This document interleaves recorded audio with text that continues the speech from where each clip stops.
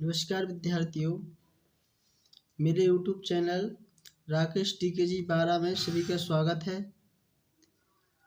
अपना English grammar में sentence के एलिमेंट्स ऑफ सेंटेंस मतलब सेंटेंस के बारे में टॉपिक चल रहा था, एलिमेंट्स ऑफ सेंटेंस, जिसमें अपन सब्जेक्ट के बारे में पढ़ चुके थे, हेल्पिंग वर्ब के बारे में पढ़ चुके थे, हेल्पिंग वर्ब के कितने प्रकार हैं वो पढ़ चुके थे। इस वीडियो में अपन मेन वर्ब और ऑब्जेक्ट के बारे में पढ़ते हैं। तो मेन वर्ब और ऑब्जेक्ट सेंटेंस का बहुत ही महत्वपूर्ण पार्ट होता है, और मेन वर्ब यदि नहीं है तो एक कंप्लीट सेंटेंस बन ही नहीं सकता है, ठीक है ना। तो इस वीडियो में मेन वर्ब और ऑब्जेक्ट के बारे में आप अच्छे से देख लीजिए, इनको अच्छे से लिख लीजिए, ठीक है ना। तो देखिए यहाँ पर आपको मेन वर्ब की डेफिनेशन दी गई है हिंदी में और इंग्लिश में, तो दोनों को आपको याद करना है, लिखना है और उसको अच्छे से समझना है। डेफिनेशन क्या है? Verb which show any action are called main verb. मतलब वह क्रिया जिससे किसी काम के होने का बोध होता है। एक्शन मतलब कोई काम उसमें होता है, तो उसको क्या बोलते हैं अपन? मेन वर्ब, या हिंदी में मुख्य क्रिया बोलते हैं, ठीक है ना। जैसे कि आना, जाना, खाना, पीना, रोना, धोना, ये सभी क्या होती हैं? मेन वर्ब होती हैं, ठीक है ना। जैसे इसमें वह खाना पकाती, तो ये पकाना से बना है पकाती, तो इसमें पकाती क्या है? मेन वर्ब है। इसमें लिखना क्या है? आपका मेन वर्ब है, ठीक है ना। तो इन एग्जाम्पल को भी आपको लिखना है, और इसमें ये भी लिखना है कि ये क्या है? एम भी है, ठीक है ना। एम भी मतलब मेन वर्ब। इसमें लिखना क्या है? आपका एम भी मतलब मेन वर्ब है, ठीक है ना। इसके बाद मेन वर्ब के बाद जो इम्पोर्टेंट पार्ट होता है सेंटेंस का, वो होता है क्या? ऑब्जेक्ट, ठीक है ना।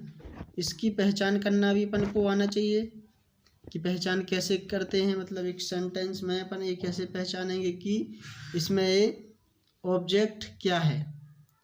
तो इसकी परिभाषा देखिए, एनी पर्सन और thing which effective with action of subject is called in object.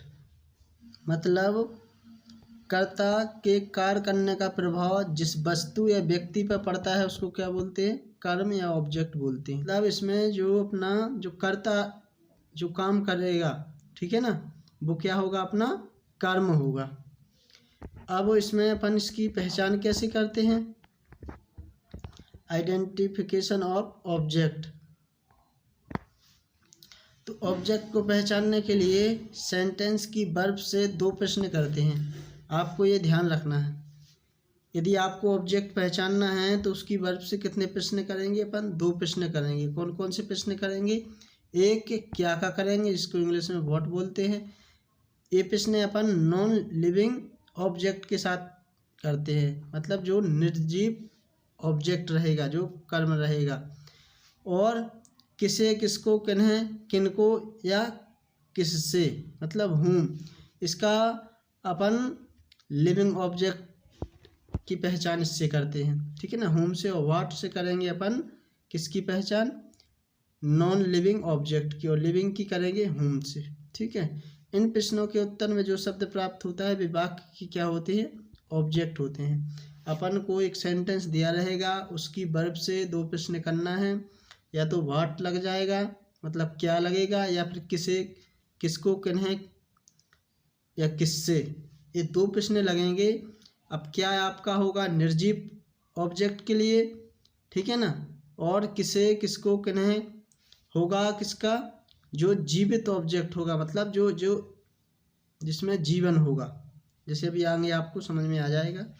तो अपन ये प्रश्न करेंगे, उसके बाद जो अपन को शब्द प्राप्त होगा, जो प्रश्न करने के बाद जो उत्तर प्राप्त होगा वो क्या हो जाएगा? वाक्य का ऑब्जेक्ट हो जाएगा।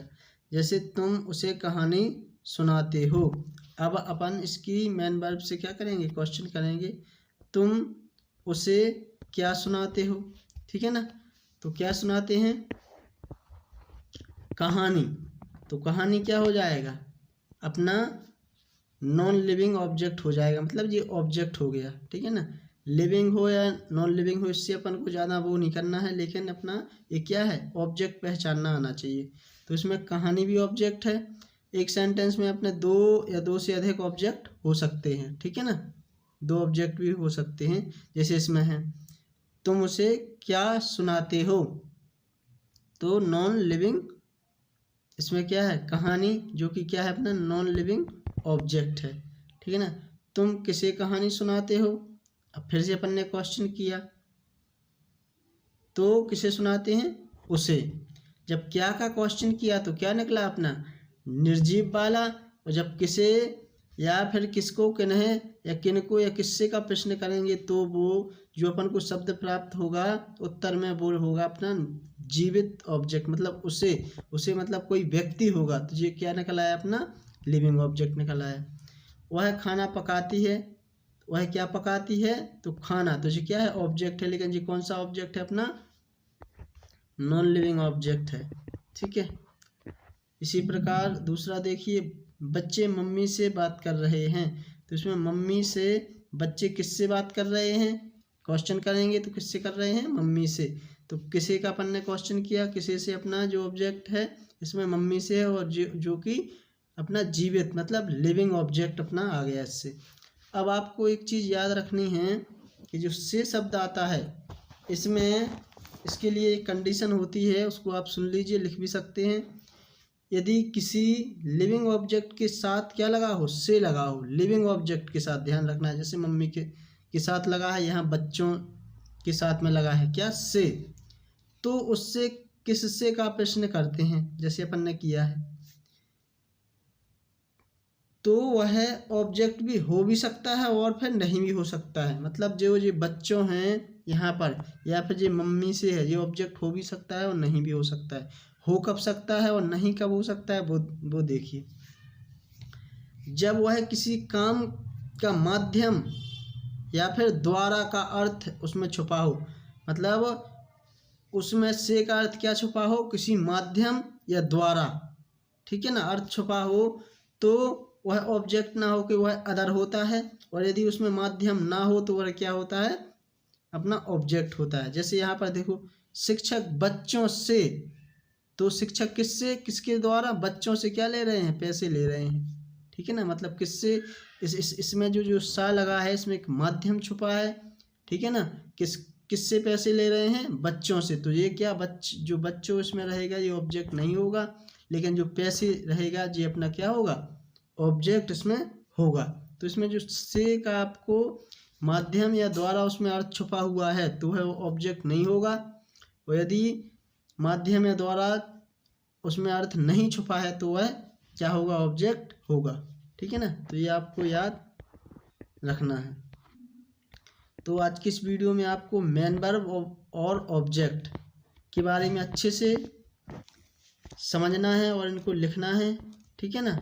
इसके बाद अपन नेक्स्ट वीडियो में क्या पढ़ेंगे, ऑब्जेक्ट के प्रकार पर पढ़ेंगे, उसको कौन से रोटेशन में लिखते हैं वो पढ़ेंगे, और जो लास्ट टॉपिक रहता है किसका, एलिमेंट्स ऑफ सेंटेंस अदर, उसके बारे में पढ़ेंगे, ठीक है ना। तो अभी आपको क्या करना है, जितना इस वीडियो में बताया गया है इसको अच्छे से लिख लीजिए और अच्छे से समझ लीजिए, ठीक है ना। तो आज के लिए इतना ही, ठीक है ना।